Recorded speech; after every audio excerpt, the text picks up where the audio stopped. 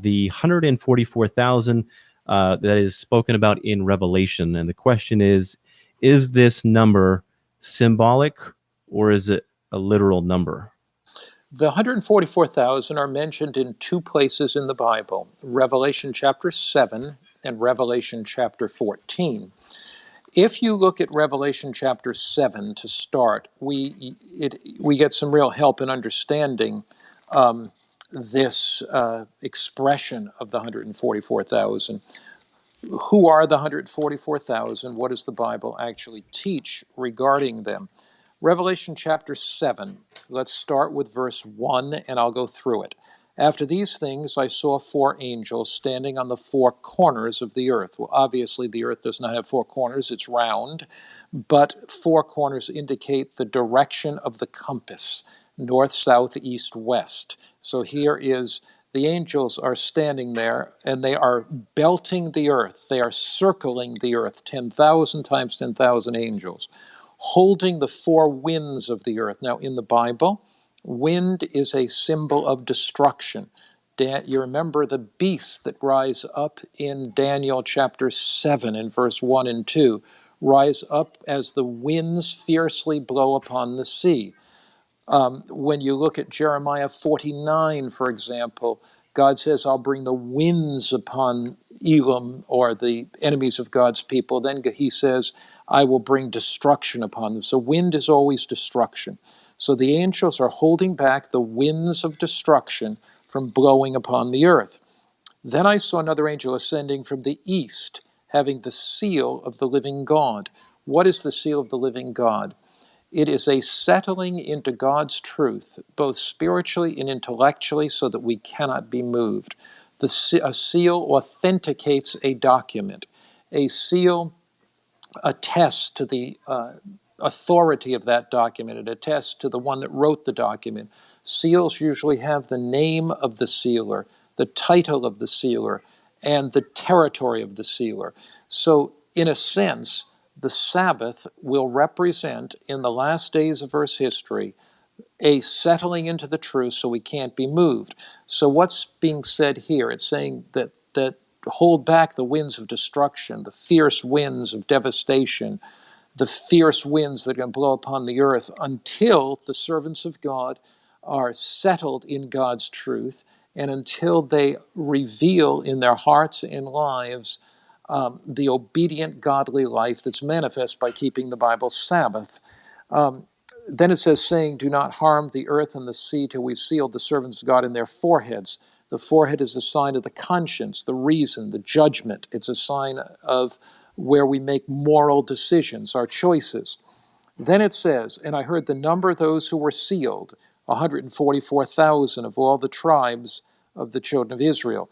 Now, in the Bible, 12 is always a symbol of completeness.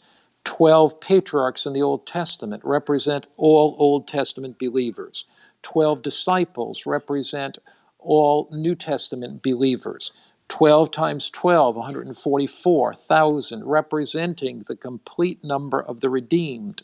Now, is this a literal number or is it a symbolic number? The four corners of the earth are symbolic. The four winds are symbolic. The seal of the living God is not something stamped upon your forehead, but it's a symbol of our commitment to Christ and His truth. So it would be rather strange for the 144,000 to be a literal number and not a symbolic number if the rest of the passage is symbolic. Now, the other thing you find here is this. If you say it's literal, you come to a real problem, because you say that these are literal Israelites. There's 144,000 Israelites that are saved. When you come to the New Testament after the cross, according to Galatians chapter 3, verse 27 to 29, it says, you that are Abraham's seed are heirs according to the promise. So the church becomes spiritual Israel. Israel in the Old Testament, the people of God. In the New Testament, the church is the people of God. So now what about 12,000 from each tribe? Number one, that would be rather strange, 12,000 from a tribe. How could that number be so precise of each tribe? And who are these tribes? The Israelites have so intermarried today that even the purest of Israelites do not know what tribe they came from. So you don't have 12,000 from every tribe that can be distinguished today. That's impossible. We don't have those 12 tribes today. So what's this talking about? If you don't have 12,000 from each tribe, and how do you know it's not 12,001 from this tribe and 12,003 from that tribe?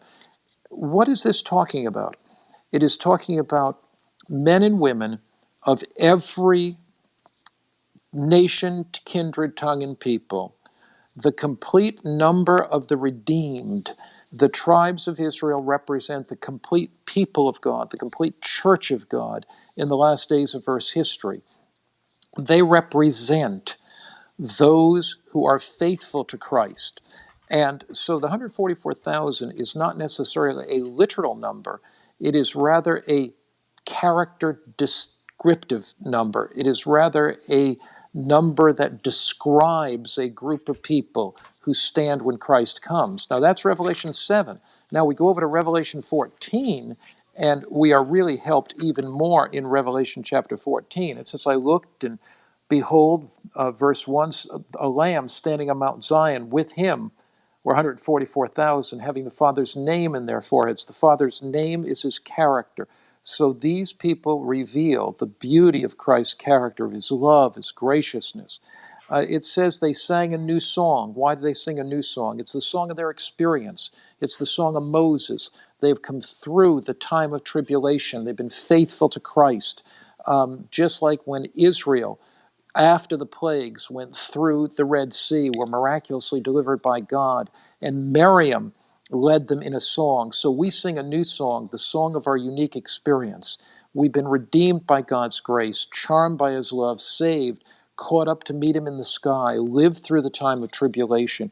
It says, these followed their virgins. What does that mean? That the 144,000 are only women? Not at all.